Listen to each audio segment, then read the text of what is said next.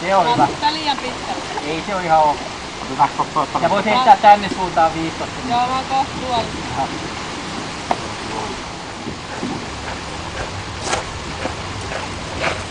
Meillä riittää info. Jos joku tarvii, jaetaan. Hyvä. No niin, tervetuloa. Kiitos.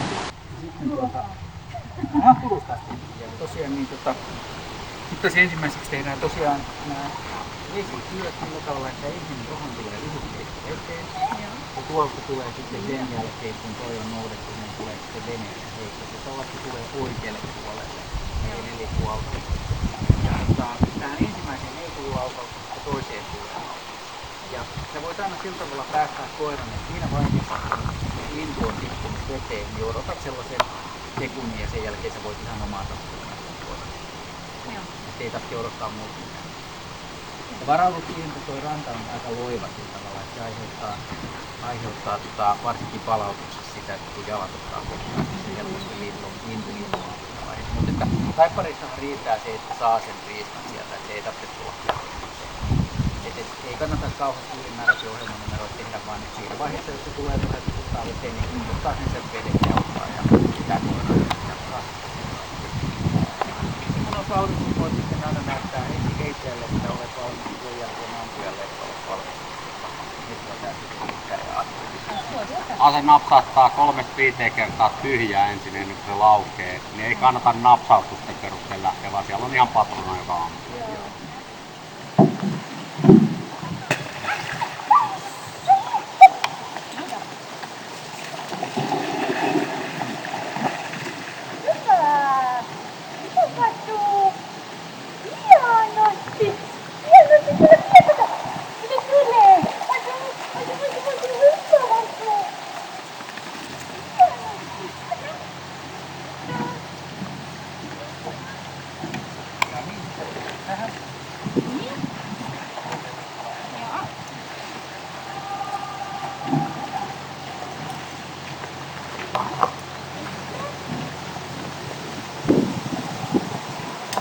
kerro heittäjälle tai sitten ole ampujalle, kun olet valmis.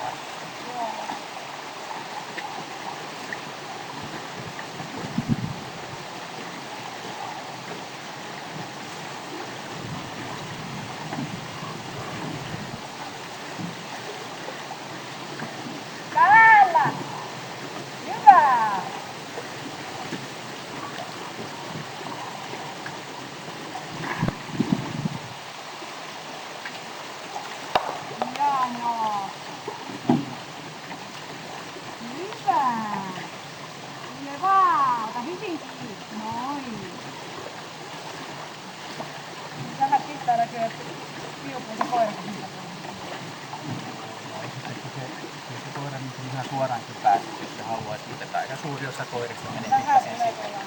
Menee pikkasen sivuun.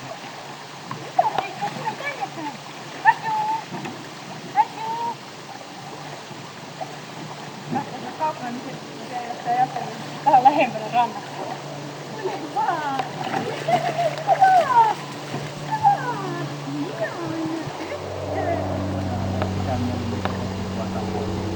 Toi pieni sivuinen vähän. Viettäisikö mun rannikko tuolla? Kannattaa aina muistaa, että koirattaa vaan. Se pitäisi aina olla tavallinen lapsi. Joo. Viisinkertaan aina. Selvä, kiitos. Joo. Jatketaan sillä hakkaa. Joo, eli ne kaikki tulee ensin Joo, tänne. tulee ensin Tää voi tänne. siirtyä sitten sinne ylös. Joo, voi. Hyvä, kiitos. Seuraava!